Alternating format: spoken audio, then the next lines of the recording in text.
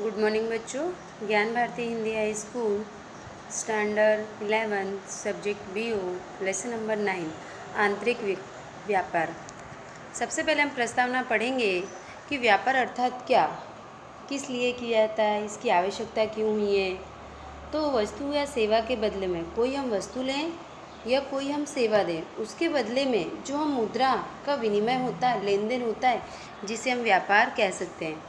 व्यापार का उद्देश्य ग्राहकों को वस्तु और सेवा का प्रदान करना, देना और लाभ प्राप्त करना होता है।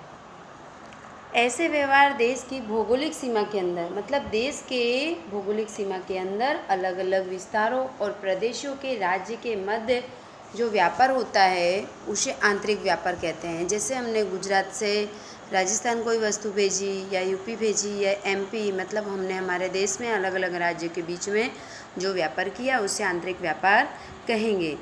देश में प्राकृतिक साधन संपत्ति के असमान वितरण के कारण समस्त देश के विविध प्रकार के उत्पादन संभव नहीं है, क्योंकि कहीं पर कोई सी वस्तु का अधिक उत्पादन होता है, कहीं पर दूसरी वस्तु का उत्पादन होता है। तो हम क्या करते हैं, जो हमारे राज्य में वस्तु नहीं होती हम दूसरे राज्य से वस्तु को क्या करते हैं, मंगवाते हैं, और हमारे देश में जो वस्तु होती है, हमारे या राज्य में वस्तु होती है, उसे हम क्या करते हैं, दूसरे राज्य में निर्यात करते हैं, जिसे आंतरिक व्यापार कहते हैं।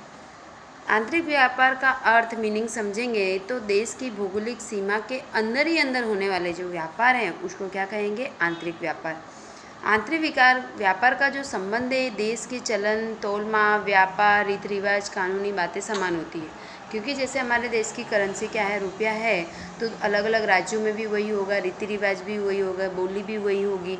यदि हम दूसरे देश में व्यापार करें तो उसमें हमें थोड़ी समस्या हो सकती है, जोखिम इसमें कम होता है। इस तरह क्रेता विक्रेता एक दूसरे के संपर्क में एकदम आसानी से आ सकते हैं, एक दूसरे की बातें समझ सकते हैं। अब व्यापारिक प्रवृत्तियों का वर्गीकरण है, यहाँ पर देखो चार्ट बनाया है व्यापारिक प्रवृत्तियों का वर्गीकरण। तो इसको 4 भागों में बांटा है। पहला सीमा की दृष्टि से, तो आंतरिक और विदेश। वितरण की दृष्टि से प्रत्यक्ष परोक्ष।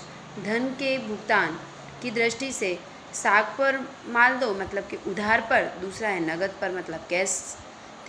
चौथा है माल की रवानगी की दृष्टि से, जैसे हाजिर स्टॉक का व्यापार कर सकें, वायदे का व्यापार कि इतने समय में हम तुम्हारा क्या करेंगे, वस्तु को निर्यात कर देंगे।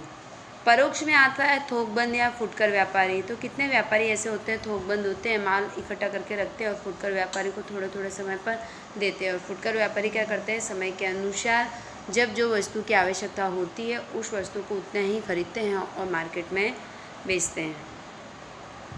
तो बच्चों हम पढ़ेंगे थोकबंद व्यापार की सेवाएं। तो थोकबंद व्यापार क्या है, इसका अर्थ क्या है। तो सबसे पहले अर्थ देखेंगे कि जिस व्यापार में व्यापारी या उत्पादक जिसने वस्तु का उत्पादन किया वो बड़े जत्थे में क्या करते, क्रय करते, मतलब कि खरीदते हैं, और फुटकर व्यापारियों को उनकी आवश्यकता अनुसार छोटे छोटे भागों में विक्रय करते हैं, जिसे हम थोकबंद व्यापार कह सकते हैं। थोकबंद व्यापारी या उत्पादक और फुटकर व्यापारी के मध्य कड़ी समान है। जैसे कि पहले उत्पादक आएगा तो उत्पादक ने वस्तु को तैयार किया, अब वो किसे बेचेगा, थोकबंद व्यापारी को। थोकबंद व्यापारी हैं वो किसको देंगे, फुटकर व्यापार को। फुटकर व्यापारी क्या करेंगे, डायरेक्ट ग्राहकों तक पहुंचाने की सेवा प्रदान करेंगे। अब थोकबंद व्यापारी की सेवाएं। थोकबंद व्यापारी की उत्पादक की सेवाएं, सबसे पहला है बड़े जत्थे में ऑर्डर। थोकबंद व्यापारी अनेक फुटकर व्यापारी के पास से क्या करते हैं, ऑर्डर प्राप्त करते हैं और उसी तरह से वस्तु को बनाते हैं। दूसरा है बाजार की जानकारी। थोकबंद व्यापारी अनेक फुटकर व्यापारियों से ग्राहकों की वस्तु की मांग, जैसे उनकी पसंद, उनकी रुचि आदि के बारे में उत्पादक तक जानकारी पहुंचाते हैं। बाजार की वर्तमान स्थिति क्या है वह बताते हैं और आवश्यकता अनुसार परिवर्तन भी करते हैं। तीसरा है माल के संग्रह में से मुक्ति। थोकबंद व्यापारी उत्पादक के पास से बड़े जत्थे में क्या करते हैं, वस्तु को क्रय करते हैं, मतलब खरीदते हैं और अपने गोदाम में संग्रह करते हैं, और उत्पादकों को माल का संग्रह नहीं करना पड़ता। चौथा पॉइंट है हमारा विक्रय की चिंता में मुक्ति। यहाँ पर कोई भी विक्रय की चिंता नहीं होती, क्योंकि वो थोकबंद व्यापारी को वस्तु को बड़े जत्थे में दे देते हैं और जो थोकबंद व्यापारी है वो छोटे जत्थे में विक्रय करते हैं और फुटकर व्यापारी को देते हैं। पांचवा है हमारी पूंजी की छूट। थोकबंद व्यापारी उत्पादक के पास से खरीदी करने से पहले अग्रिम भुगतान करते हैं। जब उनको खरीदना होता है उससे पहले उन्हें कुछ पैसे देते हैं, जिससे उत्पादक को पूंजी की छूट मिलती है। छठा पॉइंट है जोखिम से मुक्ति। थोकबंद व्यापारी उत्पादक के पास से माल की खरीदी करके गोदाम का संग्रह करते हैं। क्या करते हैं? गोदाम को संग्रह करते हैं, वहाँ वस्तु का संग्रह करके रखते हैं, जिससे वस्तु में कमी ना हो, तब अपव्यय हो, खराब ना हो, नुकसान ना हो, जोखिम ना हो, जिससे उत्पादक को खूब नुकसान हो। तो बच्चों आइए चैप्टर नंबर 9 है, हमने आंतरिक व्यापार के विषय में देखा।